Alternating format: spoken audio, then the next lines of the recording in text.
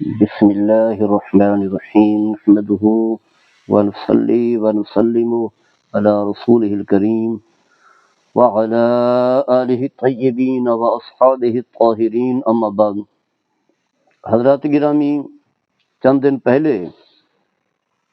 Supreme court کی justice عائشہ ملک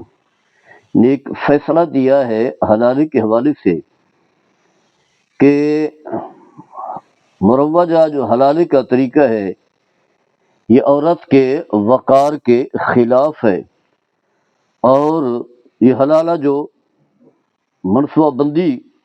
کے ناجائز اور غیر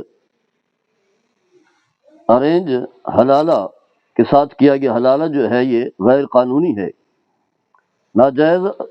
طریقے کے ساتھ کیا گیا حلالہ جو ہے ناجائز ہے اور غیر قانونی ہے۔ اس کے ساتھ ساتھ اس نے یہ بھی کہا کہ اس میں عورت کی تذلیل ہے اور انسانی حقوق کی خلاف ورزی ہے۔ یہ فیصلہ عورت کے وقار اور معاشرتی انصاف کے لیے ایک اہم سنگ میل کی حیثیت رکھتا ہے، خیر یہ جس نے آگے تبصرہ کیا۔ اس میں خاتون کی یعنی جسٹس کی عائشہ ملک کی یہ بات تو خیر درست ہے، ہمارے ہاں جو مروجہ طریقہ ہے خاص کر کے بر صغیر میں حلالے کا، یہ ایک معیوب کبھی اور ناپسندیدہ طریقہ ہے۔ طریقہ یہ ہے کہ بس مرد جو ہے اپنی بیوی کو طلاق دیتا ہے اور اسے یہ احساس ہی نہیں ہے کہ شرعی طریقہ کیا ہے طلاق دینے کا۔ اگر اسے شرعی طریقہ معلوم ہوتا اور شریعت مطابق وہ زندگی گزار رہا ہوتا تو پھر اس طرح جو ہے وہ طلاق بھی نہ دیتا، طلاق ثلاثہ، اور پھر حلالے کی نوبت بھی نہ آتی۔ ہمارے ہاں اس طرح کے حالات کیوں ہیں؟ پہلی بات تو یہ ہے کہ جسٹس صاحبہ نے فیصلہ تو دے دیا، لیکن ان وجوہات کو اس نے نہیں دیکھا کہ وہ حالات کیا ہیں، اسباب کیا ہیں، وجوہات کیا ہیں جس کی وجہ سے وہ عورت مجبور ہو جاتی ہے حلالہ کروانے پر۔ پہلی بات تو یہ ہے کہ ہمارے جو ملک پاکستان ہے اسلام کے نام پر بنا، اسلامی جمہوریہ پاکستان اسے کہا جاتا ہے، کلمے کے نام پر بنا، لیکن یہاں اسلام نام کی کوئی چیز بھی نہیں ہے۔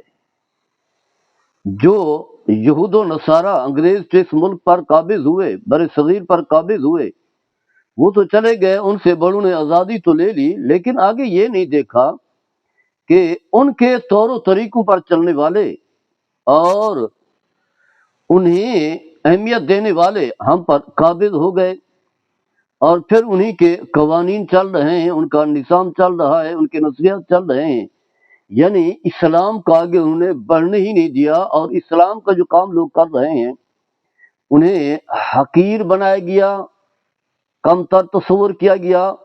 اور جس کی وجہ سے جو ہے اسلام کو اتنا غلبہ نہ ملا۔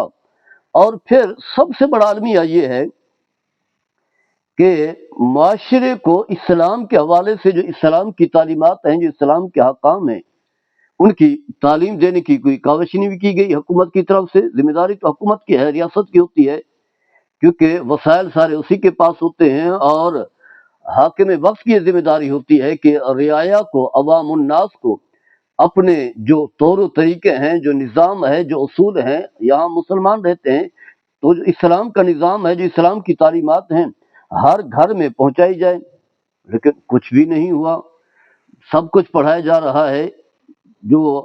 لوگوں کے بنائے ہوئے قوانین ہیں، یعنی پارلیمنٹ کے بنائے ہوئے جو قوانین ہیں، اس سے پہلے انگریز کے جو قوانین ہیں وہ تو باقاعدگی سے پڑھائے بھی جا رہے ہیں، ان کی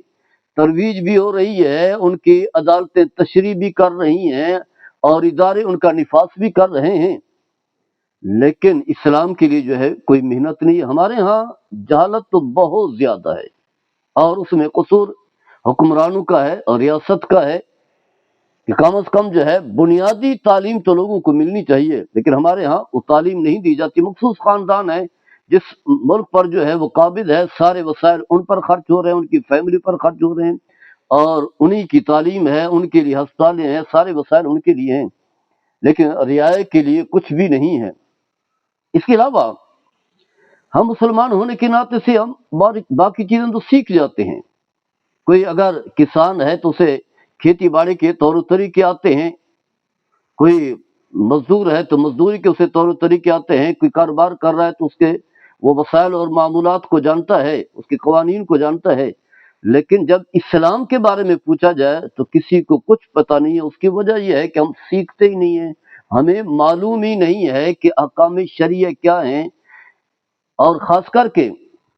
نبی کریم صلی اللہ تعالیٰ علیہ وسلم کے جو فرمان ہے کہ طالب العلم فریضۃ علی کل مسلم، بنیادی علم حاصل کرنا ہر مسلمان پر لازم ہے. تو اسی کے تحت علماء نے لکھا ہے کہ جب بچہ بالغ ہو جائے تو اسے معلوم ہو طہارت کا، وضو کا، صفائی کا، کیونکہ اس پر نماز سے لازم ہو چکی ہے. نماز کے مسائل، نماز کے احکام، فرائض، واجبات، سنن، مستحبات، مفسدات نماز، تمام چیزوں کا علم ہو. اسی طرح جو ہے ماہ رمضان میں روزے فرض ہیں اور روزوں کا علم ہو، کب روزہ رکھنا ہے، کب جو ہے افطار کرنا ہے، اور کب کن حالات میں روزہ جو ہے فاسد ہو جائے گا، باطل ہو جائے گا، اس کی قضا ہوگی وغیرہ وغیرہ. اس سے متعلق جتنے بھی تفصیلی احکام ہیں. صاحب نصاب ہے، زکوٰۃ کا علم ہو، حج بیت اللہ کا علم ہو. پھر نکاح جب ہو جائے تو نکاح اور طلاق کا بھی علم ہونا چاہیے. ہم نہیں سیکھتے اور ہمارے ہاں اس طرح کا کوئی نظام بھی نہیں ہے. حکومتوں کو بھی چاہیے کہ کم از کم جو ہے اس طرح کے معاملات پیش آنے سے پہلے معاشرے کو تربیت دیں، تعلیم دیں اور سختی کریں. خاص کر کے جب شادی کا مرحلہ ہے تو شادی سے پہلے انہیں یہ قوانین بتائے جائیں کہ اب آپ کا نکاح ہو گیا ہے، شادی ہو گئی ہے، کسی کی بیٹی آپ کے گھر میں آ گئی ہے، اس کے حقوق ہیں جو آپ نے پورے کرنے ہیں. اور پھر اس نکاح کو ہمیشہ برقرار رکھنا ہے جب تک کہ کوئی اختلاف کے آخری درجے تک نہ پہنچ جائیں کہ دونوں کا نباہ نہ ہو سکے. اور شادی کا مقصد جب پورا نہ ہو سکے تو پھر طلاق دینی ہے، اور وہ بھی شریعت مطہرہ کے مطابق. ہو سکتا ہے کہ بعد میں جو ہے اسے احساس ہو یا آپ کو احساس ہو، دونوں فریقوں کو، دونوں خاندانوں کو احساس ہو، پھر دوبارہ جو ہے نباہ کرنا چاہیں تو اس انداز سے نباہ بھی ہو سکے. اس پر سختی کرنی چاہیے. جیسا کہ ہم دیکھتے ہیں آج کل پنجاب کے اندر خاص کر کے قوانین بن رہے ہیں ہیلمٹ کے حوالے سے، لائسنس کے حوالے سے. اور جب انسان کوئی اپنی گاڑی پر نکلتا ہے، موٹر سائیکل پر نکلتا ہے ہیلمٹ کے بغیر، تو کئی جو ہے پولیس والے کھڑے ہو کر، ٹریفک پولیس والے جو ہے اس کا گھیرا کر لیتے ہیں، پکڑ لیتے ہیں، اور اسی وقت جو ہے سزا دی جاتی ہے، جرمانہ عائد کیا جاتا ہے. جرمانہ نہیں ہے تو کہا جاتا ہے کہ آپ کی گاڑی جو ہے تھانے میں لے جائیں گے. یعنی اتنی سختی ہے. یہ ایک دنیاوی نظام ہے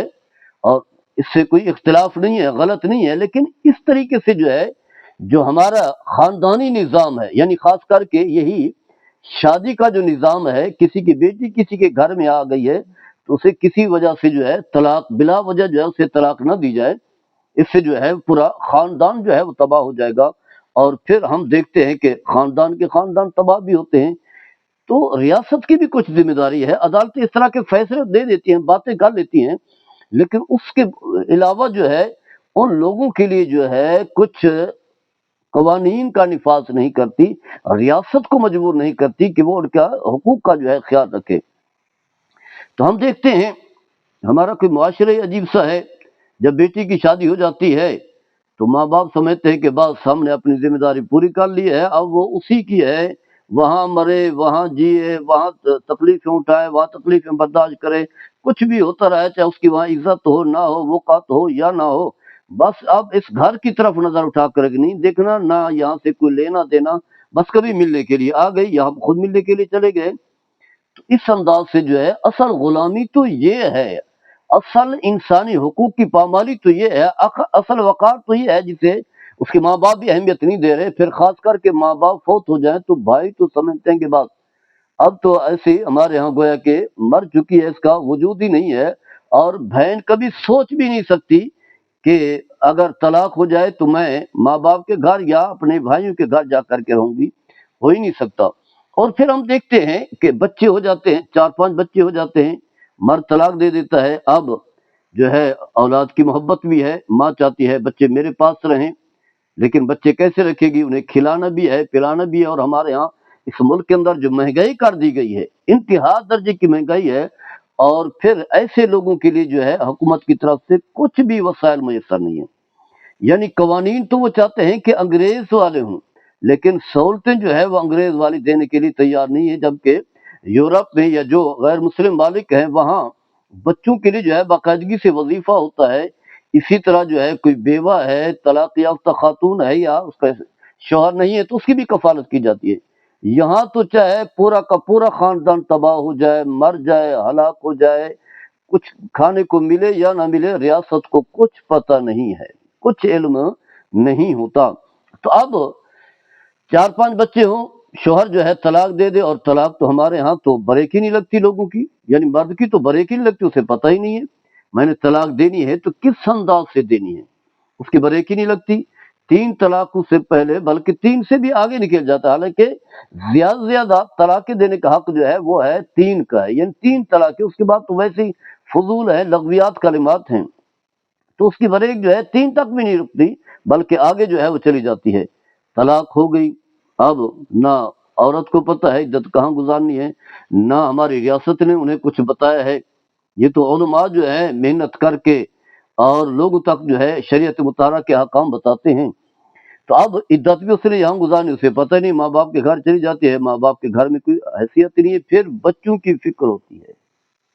بسا اوقات تو ایسا بھی ہوتا ہے طلاق دینے کے بعد بامر مجبوری دونوں حرام کا ارتکاب کر رہے ہوتے ہیں، اور ریاست کو کوئی علم ہی نہیں ہے، کچھ پتہ ہی نہیں ہے، ریاست کو کوئی احساس ہی نہیں ہے۔ تو عدالت نے بات تو خیر ٹھیک کی ہے، موجودہ جو مروج حلال کا طریقہ ہے یہی، بس دونوں جو ہے وہ ایک کمرے میں چلے جائے، نہ میاں بیوی کے حقوق پورے ہوں نہ کچھ، بس ایسے ہی جو ہے نکاح ہوا، کمرے میں جائے، کچھ دیر کے بعد واپس آ جائے تو حلال ہو گیا، تو ایسا نہیں ہے۔ حلالہ بھی باقاعدگی سے ایک شادی ہے جو ہمارے ہاں مروجہ شادی کا طریقہ ہے، جس میں باقاعدگی سے ایجاب و قبول ہے، گواہ ہیں، حق مہر ہے، سارے لوازمات ہیں، اور ذہن کے کسی گوشے میں یا اس طرح کی کوئی شرط ہی نہ رکھی جائے کہ آپ نے طلاق دے دینی ہے 1 دن بعد، 1 ہفتے بعد، یا چند گھنٹے بعد، چند منٹ بعد طلاق دینی ہے، ایسا نہیں۔ اس طرح کے کوئی معاملات ڈسکس ہی نہ کیے جائیں، لیکن ہمارا تو منصوبہ یہی ہوتا ہے، ارینجمنٹ جو ہے وہ حلالہ ہوتا ہے۔ تو یہ بات ٹھیک ہے، جس کی وجہ سے میرے آقا صلی اللہ تعالی علیہ وسلم نے فرمایا لعن اللہ المحلل والمحلل له، فرمایا جو حلالہ کرنے والا ہے اور جس کے لیے حلال کیا گیا ہے، دونوں پر اللہ کی لعنت ہو۔ تو اس انداز سے ہے کہ اگر اس طرح کی شرائط کا نفاذ ہو، لیکن اب بتانا یہ ہے کہ اب کیا کیا جائے۔ ریاست کی بھی تو کوئی ذمہ داری ہے، کم از کم چاہیے کہ جب شادی ہو جائے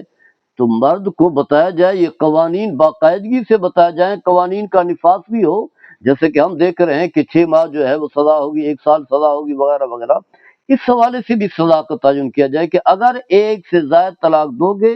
تو پھر تمہیں 1 سال جو ہے عدالت میں، جیل میں جو ہے رہنا پڑے گا، اتنی لاکھ جو ہے وہ جرمانہ ہوگا۔ 2 طلاق دو گے تو اس طرح جو ہے وہ جرمانہ ہوگا، یعنی 3 طلاقیں دو گے تو جرمانہ ہوگا، 1 طلاق تم دے سکتے ہو اگر حالات اس طرح کے پیدا ہوں۔ یا پھر جو ہے کم از کم ہر گھر میں جو ہے یہ آگاہی دی جائے کہ شریعت مطالعہ نے جو طلاق کا طریقہ بتایا وہ یہ ہے کہ سب سے پہلے اگر حالات اس طرح کے پیدا ہو جائیں کہ نبھا نہ ہو سکے اور بہت ہی معاملات خراب ہو چکے ہوں، تو پھر ایک دفعہ آپ نے طلاق دینی ہے، اور طلاق بھی اس وقت دینی ہے کہ جب عورت جو ہے منسز سے پاک ہو، جسے ہم طہر کہتے ہیں، جو ہی حیض سے پاک ہو، میاں بیوی کا کوئی تعلق قائم نہ ہو، پھر ایک طلاق جو ہے وہ چاہے وہ زبان سے دے، لکھ کر کے دے تو اچھا ہے، تاکہ لوگوں کو بھی پتہ ہو، ایک طلاق لکھ کر کے بس اس کے بعد عورت کو اس کے حال پر چھوڑ دے۔ اب عورت کی عدت شروع ہو جائے گی، عدت جو ہے وہ اسی گھر میں گزارے گی، اور علماء نے یہ بھی لکھا ہے کہ ان حالات میں عورت جو ہے اگر وہ چاہتی ہے کہ یہاں رہے تو بنسور کر کے رہے، تاکہ شوہر جو اس کی طرح رجوع کر سکے، جس کی وجہ سے اختلافات پیدا ہوئے، لڑائی وغیرہ ہوئی، عدت گزارے گی۔ اب 3 حیض جو ہیں وہ عدت ہیں، اگر حیض آ رہا ہے، منسز آ رہے ہیں، اگر منسز نہیں آ رہے تو پھر 3 مہینے ہیں۔ تو اب یہ کافی عرصہ ہے، اب کتنا لڑائی ہوگی، کتنا جھگڑا ہوگا، بچے سامنے ہوں گے، بچوں کی فکر ہوگی، تو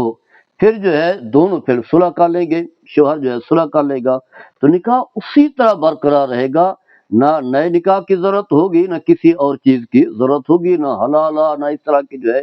جو ہمارے ہاں عدالتوں میں فیصلے چل رہے ہیں یا عدالتیں جو ہے سختی کر رہی ہیں، اس طرح کے معاملات جو ہے پیش نہیں آئیں گے۔ دونوں جڑ گئے، یہ ہے کہ ایک طلاق کا حق چلا گیا، اب 2 طلاقیں ہیں، اب گھر جو ہے وہ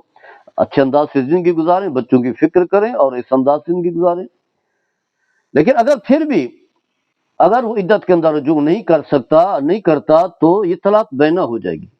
پھر بھی آسان معاملہ ہے، کوئی مشکل نہیں ہے، اگر وہ چاہتے ہیں تو دوبارہ نکاح جدید کریں، گواہ ہو، نکاح ہو، حق مار ہو، تو نہ حلالے کی ضرورت ہے، نہ کسی اور چیز کی ضرورت ہے، نہ کفارے کی، نہ اور کسی مسئلے کی۔ آرام سے جو ہے پھر بطور میاں بیوی کے رہیں، اکٹھے رہیں، بچوں کی پرورش کریں، بچوں کی دیکھ بھال کریں، اپنے اچھے انداز سے جو ہے زندگی گزاریں۔ یا پھر ایک اور دے دیتا ہے تو تب بھی جو ہے وہ نباہ ہو سکتا ہے، لیکن 3 طلاقیں کسی صورت میں نہ دی جائیں، 1 یا 2 دیں، اور اگر رجوع نہیں کرنا تو اسے بینہ بننے دے، بینہ ہوگی تو عورت آزاد ہے، جہاں چاہے شادی کرے، اس کے ساتھ بھی نکاح کرنا چاہے تو کر سکتی ہے۔ یہ آسان سا معاملہ ہے، لیکن اسے اتنا لمبا کر دیا جاتا ہے کہ ہمارے ہاں مرد کی زبان رکتی ہی نہیں ہے، یا لکھتا ہے تو لکھتا چلا جاتا ہے، یا اسلام فروز وکیل جو ہے وہ ملک کا قانون تو بتا دیتا ہے لیکن شریعت مطہرہ کیا کام نہیں بتاتا۔ تو الغرض